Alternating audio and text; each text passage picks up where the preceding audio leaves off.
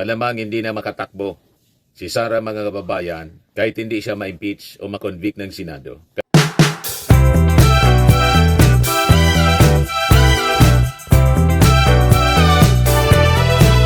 Ano niya yung mainit na issue ngayon, Mr. Maravillas? Yung tungkol pa rin mga kababayan sa pagpangalan sa dalawang senador ng ICC bilang mga co-perpetrators kasama yung iba pang mga top officials dati ni Digong sa Duterte administration. Kung saan ang twist ngayon mga kababayan, baka dumiretso na po pati kay Sara Duterte. Yan ngayon ang pinag-usapan po mga kababayan. Kaya yung mga DDS po, panic mode sila. Gusto nang ipa-abolish pati yung ICC. Yan ang sigaw ngayon ng mga DDS influencer. Abolish ICC. Police operations. May oversight ka. May power kang mag-imbestiga at magdisiplina. Siya mismo, recorded pa po. May utos nga siya. Sunugin na niya ninyo.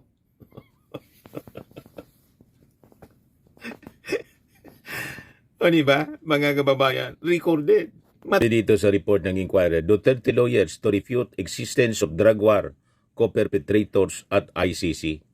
The lead counsel of former President Rodrigo Duterte said he would refute the existence of drug war co-perpetrators, including Senators Ronald Bato de la Rosa and Christopher Bongo, in the pre-trial hearing to begin next week in the International Criminal Court.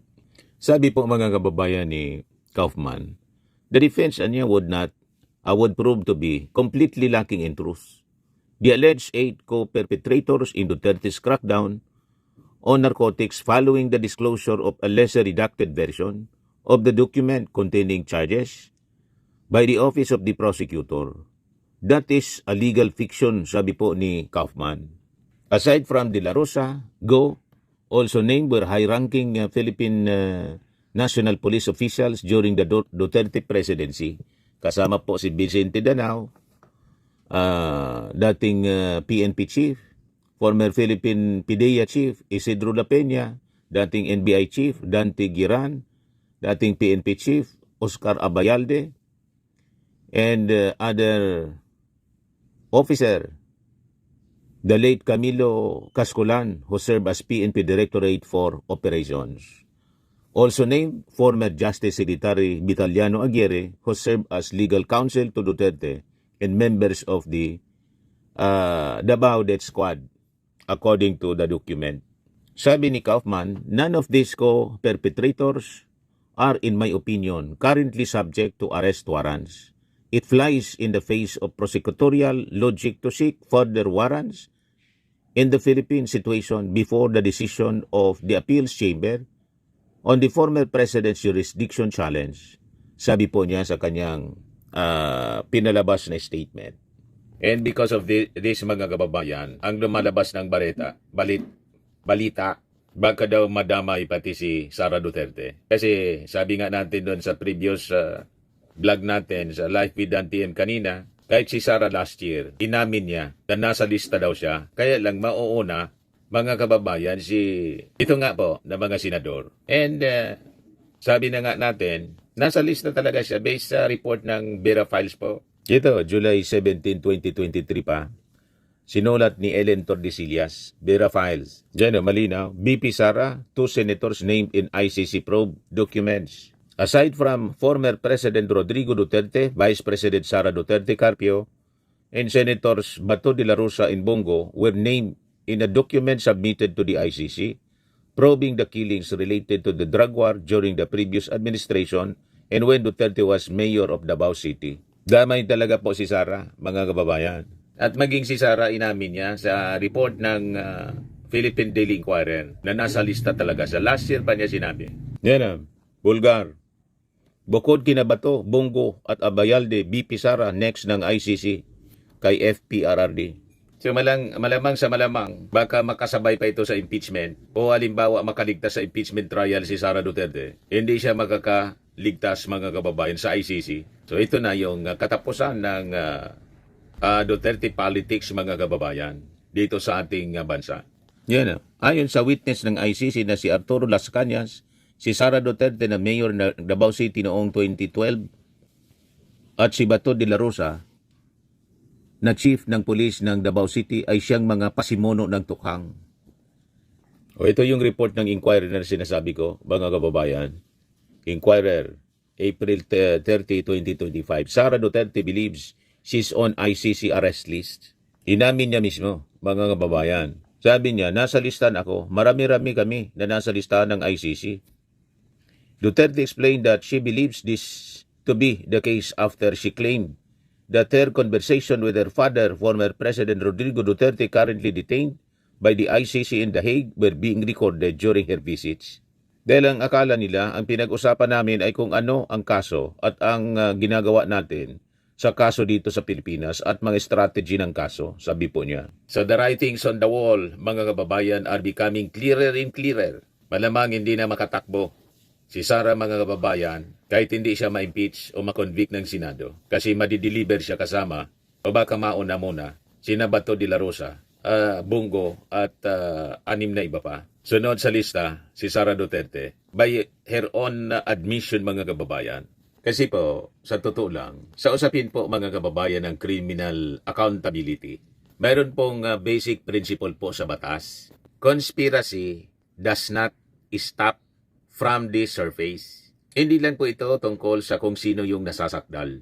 Ang tanong palagi, mga kababayan, sino yung may mga alam, may knowledge, sino yung mga sangkot, may participation sa krimen na nangyari, at kung sino yung may command responsibility. Sino nag-utos? Di ba po, mga kababayan? Kapag po ang mga pangalan na lumalabas ay hindi random, kundi mga taong malapit, may posisyon at may operational role. Natural lang po na ang susunod na tanong, hanggang saan yung chain of responsibility? Ganun po. Ngayon, ang unang tanong, bakit kasama si Bato de la Rosa at saka si Bungo? So, unang linawin natin, mga kababayan, ang ICC, hindi po yan basta't naglalagay ng mga pangalan dahil malapit or close sila doon sa nasasakdal. Tulad ni Digong na naunang na-deliver pa The Hague. Ang standard po sa sa conspiracy at crimes against humanity ay participation. Ano yung participation nila? Direct man o indirect. At knowledge ng pattern of acts. Na-implicate po siya dahil po sa dalawang critical roles niya. Una, nung Davao City Police Chief siya, 2012 to 2013. Then yung sunod niya, mga kababayan, yung papel niya bilang PNP Chief, 2016 hanggang 2018. Alam naman natin po siyan, mga kababayan, Chief Implementor siya, enforcer ng tukhang.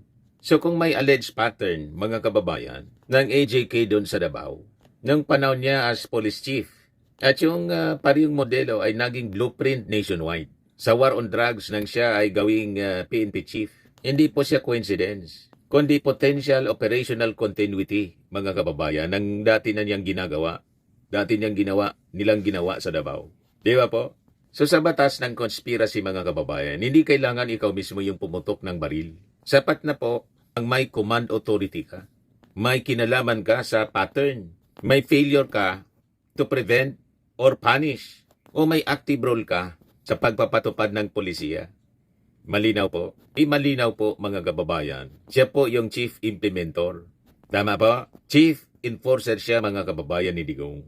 Yan posisyon po ng Police Chief at PNP Chief. Hindi po siya ceremonial. May control ka mismo sa police operations. May oversight ka. May power kang mag-imbestiga at magdisiplina. Siya mismo, recorded pa po. May utos nga siya, sunugin na niya ninyo.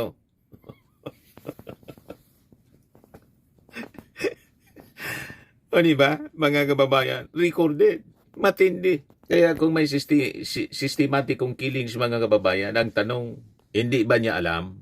Kung alam niya, bakit hindi niya napigilan? Kung hindi niya alam, bakit naging widespread, naging malawak po, at naging tuloy-tuloy yung operasyon?